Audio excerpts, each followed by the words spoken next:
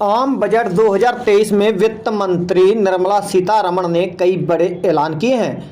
ये ऐलान स्वास्थ्य, रेलवे, महिला सशक्तिकरण, युवाओं के लिए किए गए हैं। आइए आसान भाषा में समझते हैं कि वित्त मंत्री ने बजट में क्या क्या ऐलान किए हैं और इनसे किस किस वर्ग को फायदा होगा। सबसे पहले महिला सम्मान बचत पत्र योजना शुरू होगी। इसमें महिलाओं को 2 लाख की बचत पर 7.5% का ब्याज मिलेगा। वरिष्ठ नागरिक बचत योजना की सीमा बढ़ाई गई है। इसे 15 लाख से बढ़ाकर 30 लाख रुपए किया गया है, यानी कि इस स्कीम के तहत खाते में 30 लाख रुपए जमा किए जा सकेंगे। मासिक आय खाता स्कीम में पैसा जमा कराने की सीमा 4.5 लाख से बढ़ाकर 9 लाख रुपए की जा रही है। अगर इस स्कीम के तहत संयुक्त खाता है तो हर महीने पैसा जमा कराने की सीमा 9 लाख से बढ़ाकर 15 लाख रुपए की जा रही है। खेती किसानी के लिए नई योजना नहीं पर कर्ज का दायरा बढ़ाने की बात कही है। खेती से जुड़े नवाचार स्टार्टअप को विशेष प्रोत्साहन मिलेगा, यानी कि एग्रीकल्चर एक्सीलरेटर फंड का गठन होगा। मोटे अनाज को प्रोत्साहन, जिसे श्री अन्न कहा गया। 22 लाख करोड़ प्रधानमंत्री ऋण योजना के तहत आवंटित किए जाएंगे। 2014 से अब तक बनाए गए 157 मेडिकल कॉलेजों के साथ अब 157 नए नर्सिंग होम कॉलेज भी स्थापित किए जाएंगे।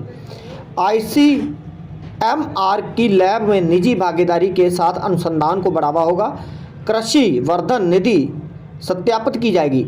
देखो अपना देश के तहत स्थानीय पर्यटन को बढ़ावा, खासतौर पर सीमावर्ती क्षेत्रों में एक जिला एक उत्पाद के विपणन के लिए हर राज्य में यूनिटी मॉल बनाया जाए। KYC को आसान बनाया जाएगा, पैन कार्ड ही पर्याप्त होगा। कृत्रिम हीरे के उत्पादन को बढ़ावा दिया जाएगा। रोजगार निर्माण के लिए 10 लाख करोड़ का निवेश किया जाएगा। रेलवे पर 2,40,000 करोड़ का बजट पिछली बार 1,40,000 करोड़ का था। 50 हवाई अड्डों और हेलीपैड का पुनर्निर्माण किया जाएगा। कृत्रिम बुद्धिमत्ता यानी कि AI को बढ़ावा देने के लिए 3 केंद्रों के जरिए काम होगा। Make IA for India, make AI in India. पुराने प्रदूषण फैलाने वाले सरकारी वाहनों को चालान से बाहर किया जाएगा। MSME को सरकारी ठेकों में हुए नुकसान की भरपाई के लिए योजना। 5G को बढ़ावा देने और अनुसंधान के लिए देश भर में 100 लैब स्थापित किए जाएंगे। कृषि क्रेडिट की सीमा को 20 लाख करोड़ तक बढ़ाया गया है, जिसमें पशुपालन, डेयरी और मछली पालन पर खासा फोकस रहेगा। Indian institute of millet research को सेंटर ऑफ एक्सीलेंस बनाया जाएगा।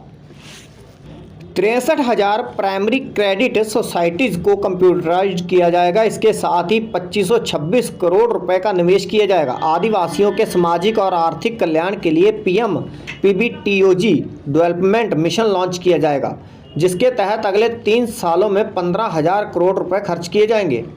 देश के 740 एकलव्य मॉडल स्कूलों में अगले 3 सालों में 38,000 अध्यापकों और सहायक स्टाफ की नियुक्ति की जाएगी। इन स्कूलों में 3.5 लाख आदिवासी छात्र पढ़ाई करते हैं।